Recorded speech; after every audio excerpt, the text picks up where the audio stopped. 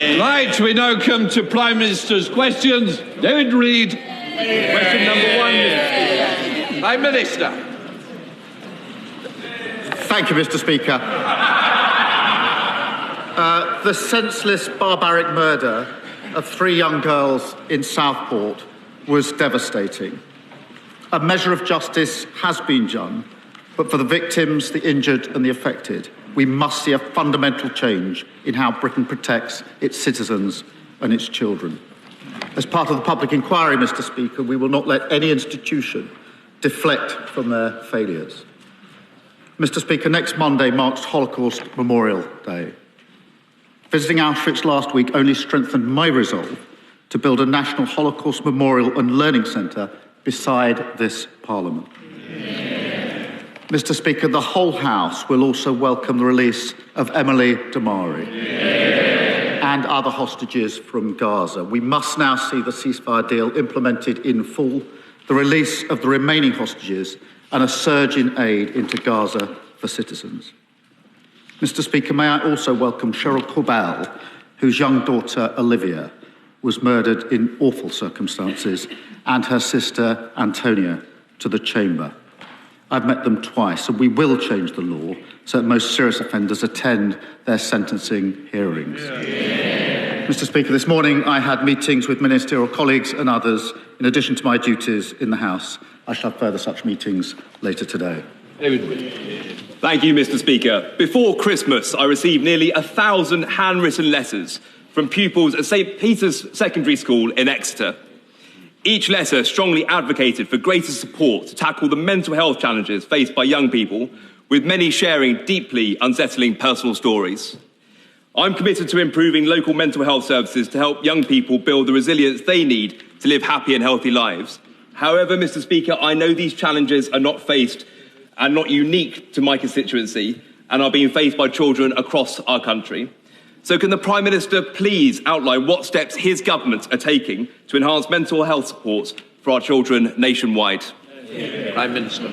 Well, I thank him for raising an issue of huge concern in his constituency and in all constituencies. Far too many young people are not receiving the care that they need. So we will provide access to specialist mental health professionals in every school, recruit an additional 8,500 staff to deal with children and adult mental health services, and roll out our Young Future hubs in every community. Thank you, Mr. Speaker. Marcus Campbell-Savers.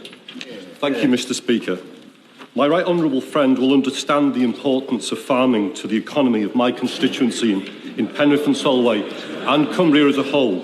With recent reports of foot and mouth outbreaks in Germany and concerns being expressed over transmission to the United Kingdom, would the Prime Minister assure this House that all government departments are on high alert and vigilant in monitoring the situation, particularly at places of entry, including airports where meat import controls can be lax? We must avoid the disaster that this would bring to UK farming. Prime Minister. Thank him for his question. We will do whatever it takes, Mr. Speaker, to protect farmers from the risk posed by foot and mouth. And that's why we acted swiftly to ban the imports of cattle, pigs and sheep and their products from Germany to protect farmers. We will not hesitate, Mr. Speaker, to restrict imports from additional countries if the disease spreads. We will keep the situation under close and careful review. This is the opposition, Kevin Bedlock. Mr. Speaker, can I take this opportunity to welcome the release of hostages, including Emily Damari, from barbaric captivity. I also know that the thoughts of many will be with the victims of the Southport killings. There are important questions to answer, and I will return to those after the case is concluded. Between 2009 and 2022, the OECD found children in England rose up global league tables in maths, reading and science. Conservative government action means English schools now top the Western world at maths and reading. The Prime Minister's Schools Bill, which is being voted on in committee this week, reverses the improvements that made this happen. This bill is an act of vandalism. It is wrecking a cross-party consensus that lasted for decades. Why does the Prime Minister think that so many school leaders are criticising this bill? Prime Minister. Mr. Speaker, it was Labour that introduced academies in the first place to drive up standards.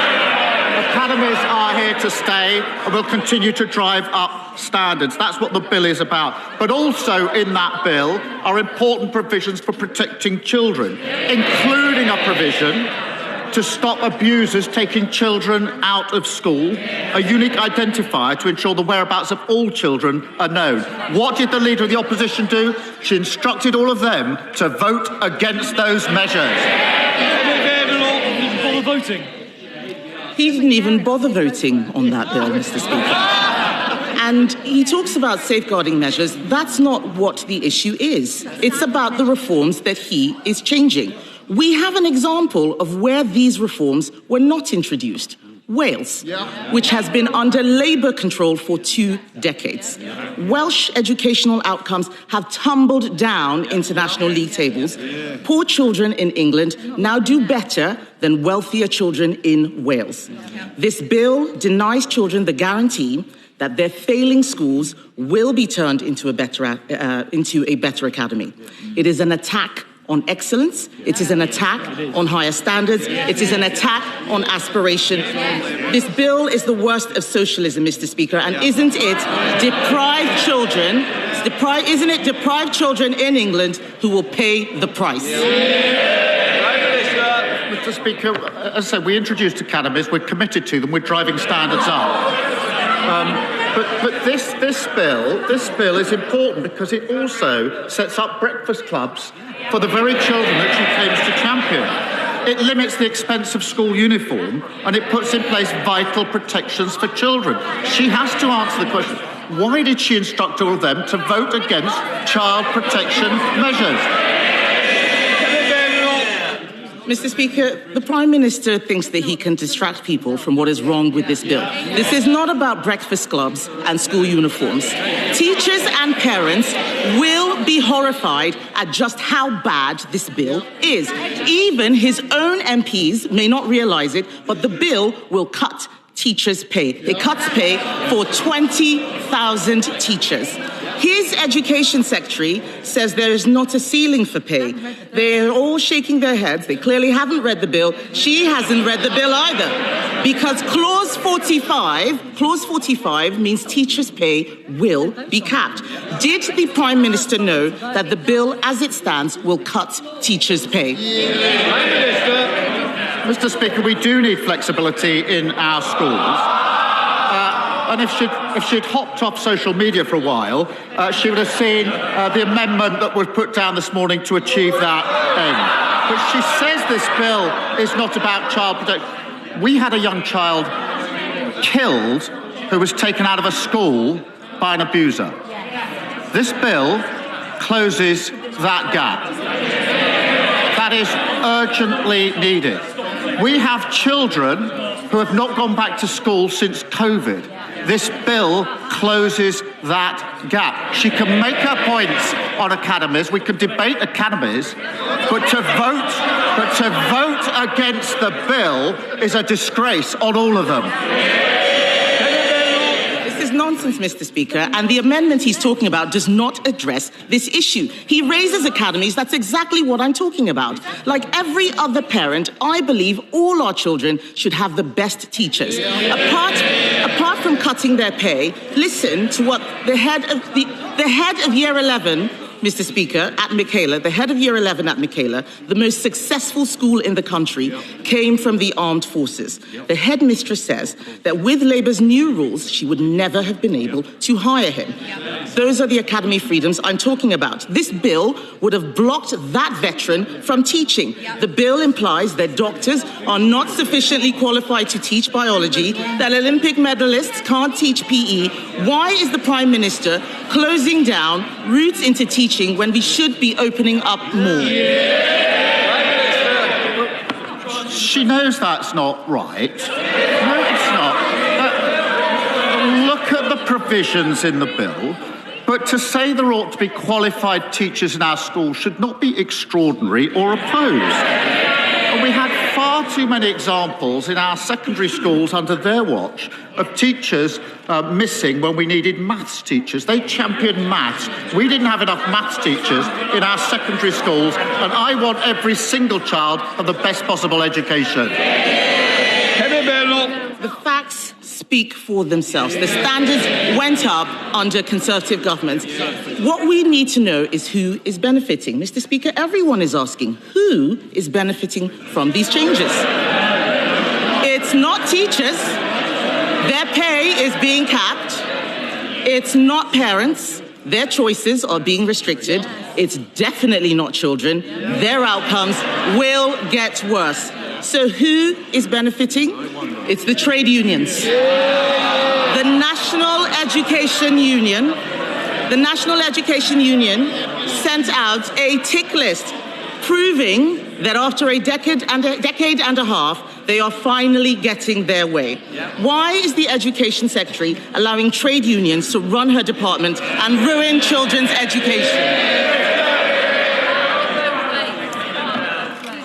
The bill benefits the children who need the nourishment of a breakfast club. The bill benefits the families that can't afford uniforms. The bill benefits the children who are currently out of school and nobody knows where they are. The bill benefits the children who could be taken out of school by abusers if this bill doesn't go through. She should change her mind and support these vital provisions. The Prime Minister needs to get out more and speak to schools. I was at the Harris Academy just this month, and what are they saying? That this bill reverses 2 decades of progress, imposing Labour's new curriculum on every school, taxing the education of children with special needs, excluding talented outsiders. The closed shop is back. This is pure educational vandalism. And alongside these attacks, removing single-word Ofsted judgments so parents cannot see the standards slipping. It is the same old Labour. Bad outcomes for all children, excellence for none. Mr. Speaker, I know what it's like to go to a school which didn't care about standards. This is a tragedy in the making. The key changes in this bill were not in their election manifesto. Isn't that because he knew parents and teachers would reject them? Parents and teachers know we introduced academies. Parents and teachers know we're driving by standards. We're committed to them. They're part of the future. We will continue to focus on standards. And she talks about special need. She's got a nerve. I don't know. And they know it. Remember them. They have asked me questions, these Prime Minister's questions, about the appalling situation of special needs under their watch. We're going to fix that mess like we're fixing every other mess. Thank you, Mr. Speaker. Parents should feel confident that when their child is sick, they can take them to their local hospital to be treated as soon as possible. But last year, when my son was having difficulty breathing, like many parents, I couldn't take him to the Alexandra Hospital in Redditch, as paediatric services were temporarily closed in 2016 and have never been reinstated. As part of this government's record investment into our NHS, would the Prime Minister agree to meet with me to explore ways to enable local integrated care boards to reinstate critical services for growing towns like Redditch? Prime Minister. Well, I thank him for raising this important issue, and I know he's campaigned on it for a very long time. We are putting, Mr. Speaker, a record £25 billion investment into the NHS as part of our plan for change. Building an NHS fit for the future means places like Redditch will see lower waiting lists and services that reflect their needs. Whilst, Mr. Speaker, responsibility over service rests with the appropriate NHS Commissioner, I will ensure that he gets a meeting with the relevant Minister to discuss the issues. Leader of the Liberal Democrats, Sir Ed Davey. Thank you, Mr. Speaker. Can I echo the Prime Minister's opening remarks about the Southport killings and Holocaust Memorial Day? Can I particularly join him in expressing our immense relief at the release of Emily Damari, and celebrate the fact she's back with her mum, Mandy, and the rest of her family. Let's hope we get all the hostages released as soon as possible, and the ceasefire turns into a lasting peace. Mr. Speaker, last week I urged the Prime Minister to speed up the Social Care Commission so we can get the changes people need implemented this year. The very next day, it was announced the chair of the Social Care Commission was also going to chair another important inquiry into grooming gangs. So the Prime Minister says that the job of chairing the Social Care Commission is so enormous that it's not possible to complete it within 3 years. Yet he also says that the chair of that commission, Baroness Casey, has got enough free time over the next few months to chair another inquiry. Very good point. Can the Prime Minister explain how both these things can be true? Mr. Speaker, Baroness Casey is well placed to conduct the audit into grooming gangs, given her hard-hitting report on exploitation in Rotherham. It does not, he raises the issue, it does not affect her work on the Independent Commission on Adult Social Care, which begins in April. But as he knows, that report, or the first part of that report, will report next year, so we can deliver recommendations as we receive them. And he knows that already we're introducing fair pay agreements, providing more money for the social care funding, and putting up the allowance. So we're already taking steps. There'll be a two-part report. We will act on the recommendations as they arrive, but this needs to be done properly. Sir Ed Davey. I still don't think the Prime Minister is making social care reform the priority that it needs. It's urgent. And so I'm going to keep coming back to this and holding to account. But, Mr. Speaker, turning now to the United States, can the Prime Minister guarantee that he will not sell out Britain's fantastic farmers to Donald Trump in a trade deal that undermines our high food and animal welfare standards in the way that the Conservatives sold them out in the Australia and New Zealand deals? Prime Minister. Mr. Speaker, we will work with the US, we will work with other countries, but we will never lower our standards. Durham Puffey. Thank you, Mr. Speaker. Thousands of my constituents across Southampton Itchen have had to put up with years of misery because of unsafe fire protection in their own homes, developers dragging their feet, and leaseholders having to foot the bill for mistakes they didn't make. Does the Prime Minister agree that enough is enough and it's time for developers to make all homes safe? And will he reassure leaseholders who bought their homes in good faith that this government has their back? Prime Minister. I thank him for raising this really important issue. Too many buildings are still unsafe, and the speed of delivery has been far too slow. Our action plan sets out measures to identify buildings at risk and fix them faster. And my message, Mr. Speaker, is clear. The funding is there to fix this, and there's no excuse not to deliver for residents. Jim Ramsey. Thank you, Mr. Speaker. Expanding London's airports and building a third runway at Heathrow would be incredibly irresponsible in the midst of a climate emergency, flying in the face of the Climate Change Committee's advice. The Prime Minister clearly knows this because he and 7 Cabinet colleagues voted against a third runway at Heathrow in 2018. So can the Prime Minister confirm what is his position now? Prime Minister. Mr. Speaker, I'm not going to comment on speculation. He knows that we are, as a government, we are committed to growth, we're committed to the aviation sector and to our climate obligations. But I'm not going to take lectures from those who talk about climate change but oppose vital renewable infrastructure in their own constituency. Willstone. Solar farms. Thank you, Mr. Speaker. In Swindon North, we have the Panatoni Park development. It is one of the largest employment developments in Europe. It's got massive potential for growth. Will the Prime Minister join me in acknowledging the site for boosting economic growth in not only my region, but the country, and will he come and visit it with me? Thank you. Prime Minister. At the heart of our plan for change is growth, Mr. Speaker, to fund our public services, create good jobs and raise living standards across the country. He's right to champion one of the largest brownfield sites in the UK, which could create over 11,000 jobs on site and add £1.2 billion to the economy. It underlines the importance of this government bringing economic stability, creating the National Wealth Fund and driving up growth. Luke Taylor. Thank you, Mr. Speaker. Recently, the Prime Minister visited Epsom Hospital, where he committed to not just paper over the cracks in the NHS after years of Conservative lies. Yet on Monday, his government confirmed that our St Helier Hospital will develop these wounds and the hospital will crumble. Mr. Speaker, St Helier Hospital will not survive the delay this has introduced. People will die and NHS staff will break. So I ask the Prime Minister, will he apologise to my constituents as they wait years for a new hospital building? And will he visit the hospital with me to witness firsthand the dire situation our residents face? Prime Minister. Well, Mr. Speaker, he's right to raise the concerns of his constituents, and I'm not surprised that they're frustrated or even angry at the lack of delivery under the previous government. There was no credible plan. Mr. Speaker, they shut. Let me read the Infrastructure and Projects Authority's verdict on what we inherited. This is their words. There are major issues. Look, Prime Minister. Mr. Phil, I expect better from the front bench. And I'm sure you're going to show better, Prime Minister. I think he was Liz Truss's right-hand man, so we wouldn't expect anything else.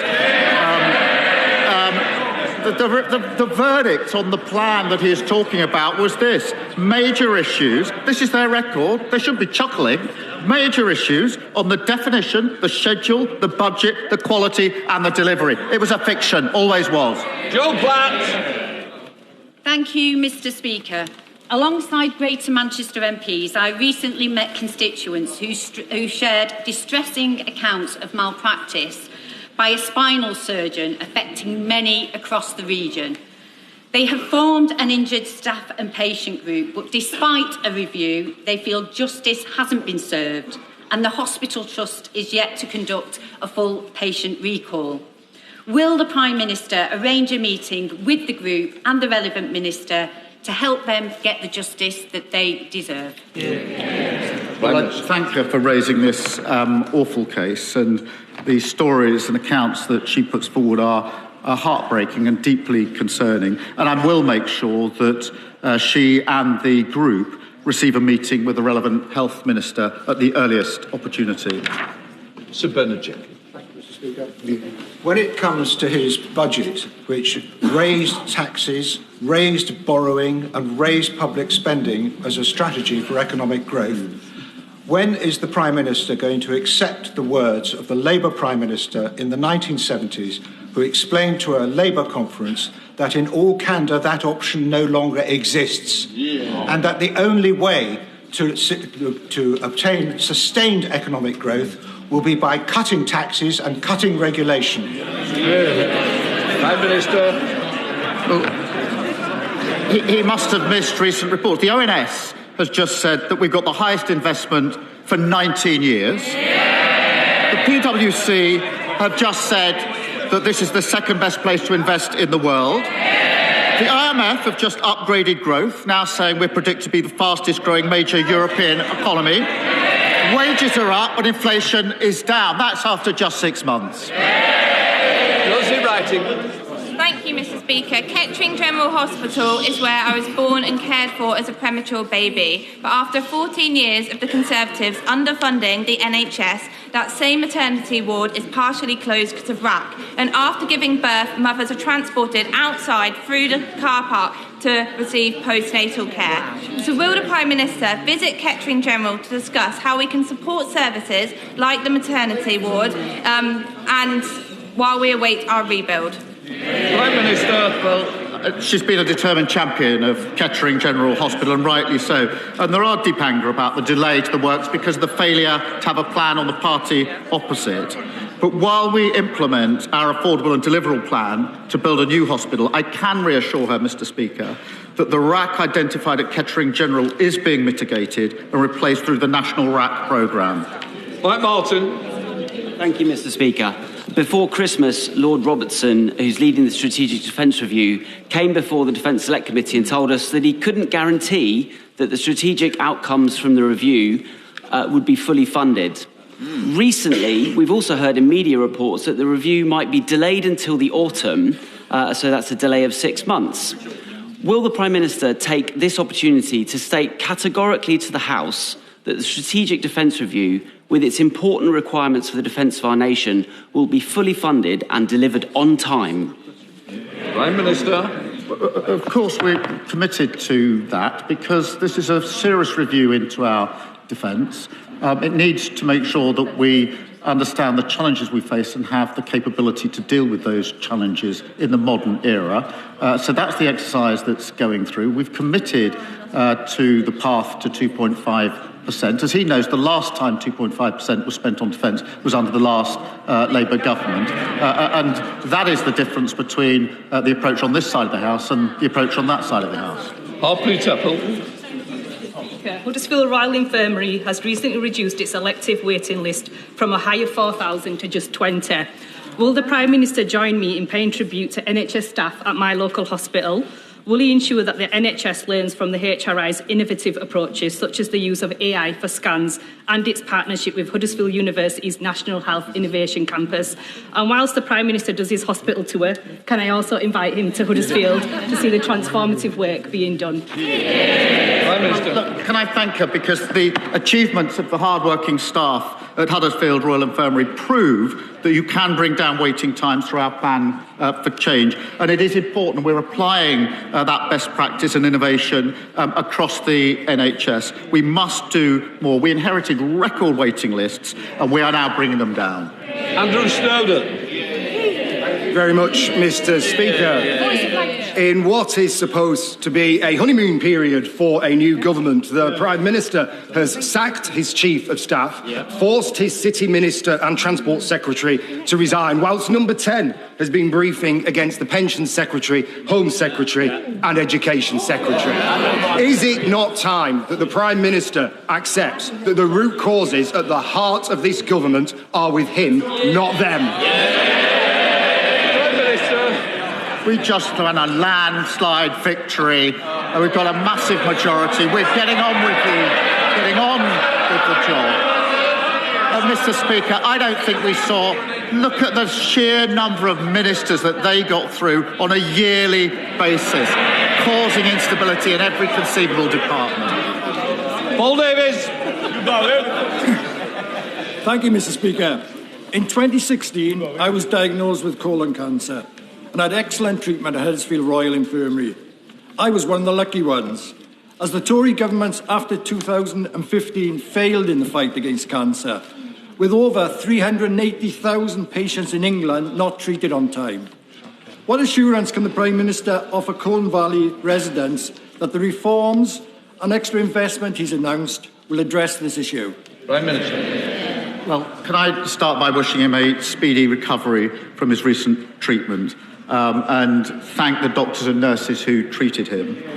Under the previous government, there was no progress made in diagnosing cancer at stage 1 and 2 between 2013 and 2021. That is an appalling inheritance. We are spending £1.5 billion on new surgical hubs and diagnostic scanners to ensure cancer patients get the care that they need. Thank you. Mr. Speaker, eating disorders are the mental health disorder with the highest mortality rate. We have 1.2 million sufferers at least. Some are being told that they are now too ill to be treated, yet eating disorders are entirely treatable. Today, the Eating Disorder APPG is publishing its report of how to make eating disorder services fit for purpose. Can I ask the Prime Minister to pay very close attention to that report? Prime Minister. Can I start by recognising her dedicated work and campaigning on this issue for many years. NHS England is expanding eating disorder treatment services, including crisis care and intensive home treatment. And as she knows, the Online Safety Act will prevent children from encountering harmful product content that promotes eating disorders to services. And we will look very carefully, obviously, at the report that is being published and consider its recommendations. Sarah Owen. Thank you, Mr. Speaker. In the past few days, Luton has suffered 2 stabbings, as well as 1 woman murdered, another seriously injured, and a manhunt is currently underway for the suspect. This January alone, there has been at least 12 recorded violent offences in Luton.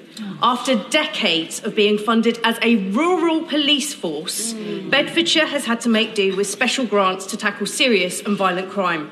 Does the Prime Minister agree that proper police funding is essential for keeping people in Luton North safe? And will he ensure Bedfordshire Police receive the grants we need to fight crime on our streets? Well, I thank you for raising this case. And she and I have met far too many families devastated by this senseless violence. We are taking urgent action to ban zombie-style knives and regulating the online sale of knives. It is unacceptable that these murder weapons can be bought with 2 clicks.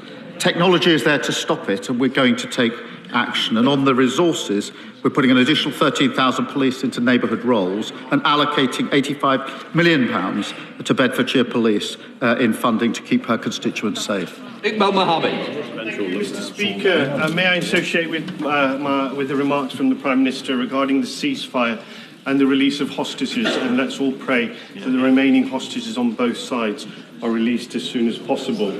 Since the ceasefire in Gaza came into effect, Israeli forces have placed the whole of the West Bank under strict military inspection as part of the Iron Wall operation.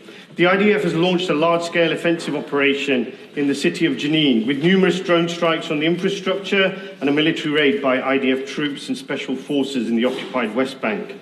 At least 9 people have been killed by Israeli forces and 40 people injured, including several healthcare workers. What steps is the government taking to urgently protect Palestinians, including healthcare workers, and to prevent atrocities in the West Bank? And will he outline the UK's response to the ICJ advisory opinion on Israel's unlawful occupation? Minister. I'm deeply concerned by what's happening in the West Bank. And we've raised it a number of times in the various exchanges that we've had, but I am deeply concerned about it, and we're doing everything we can to alleviate the situation. Sarah Edwards. Thank you, Mr. Speaker. Tamworth Castle, boasting 1,000 years of history, was recently added to the Heritage at Risk Register following my campaign about its future. Despite needing repairs, it provides a unique and valuable learning environment, welcoming both the public and schools to learn about Tamworth's rich history. Will the Prime Minister come and visit Tamworth Castle to see how an 11th century castle is providing 21st century learning opportunities whilst promoting local heritage? Prime Minister. Can I thank you for a kind invitation? I particularly enjoyed Tamworth's recent FA Cup heroics against Tottenham, albeit they didn't quite win. Mr. Speaker, we are committed to protecting our most vulnerable heritage, and I know Historic England is working closely with Tamworth Borough Council to preserve this local treasure for future generations. It's particularly important to continue school visit programmes supporting our mission to get every child the best opportunities in life. Alison Bennett. Thank you, Mr. Speaker. Across England, there are 95,000 students who attend non-academised sixth form colleges. Of those colleges, 32 are currently on strike because the government didn't settle the funding for them back in last summer. I wonder, could the Prime Minister tell me whether he intended to create a 2-tier education system for sixth form students who are the victims of the COVID crisis? Prime Minister. We have put more money into colleges, and it's really for them to deal with these disputes, as she knows. Lee Ingham. Mr. Speaker, from Stafford to Eccleshall to Loggerheads, my constituents are sick and tired of having their properties and businesses devastated by flooding. The last Conservative government did not invest enough in flood prevention measures to stop this from happening. Can the Prime Minister assure me and my constituents that he will prioritise flood prevention investment before the homes and businesses on Sandon Road in Stafford disappear completely into Sandyford Brook? Prime Minister. Well, my sympathies go to her constituents. Far too many are experiencing terrible flooding. I visited there last year and met them, and they talked me through the misery of their experience. We inherited flood defences in their worst condition on record. We are now investing £2.4 million in flood defences to better protect communities, and committed £60 million to support farmers impacted by the extreme weather. Rebecca Smith. Thank you. 2-year mortgages have hit 5%. Borrowing is billions above forecast. Retail sales have slumped. Does the Prime Minister still believe the Chancellor is doing a good job? I thought she was just reading out their last record. Final question, Mount Termin. Thank you, Mr. Speaker. Excuse me. Before the last election, the Conservatives baselessly promised a fully funded scheme to deliver a new Watford hospital, something they have failed to achieve in 14 years. Does the Prime Minister share my frustration and that of my constituents that they unforgivably failed to budget for its construction, and Watford will only get its new hospital built and paid for thanks to the properly planned approach of this Labour government? I'm not surprised his constituents are frustrated. There was never a plan. The funding only ever existed in Boris Johnson's imagination. It was pure fiction and they know it. We have an affordable and delivery plan to build these new hospitals, and that includes Watford General, and we'll be getting on with it. That completes Prime Minister's questions.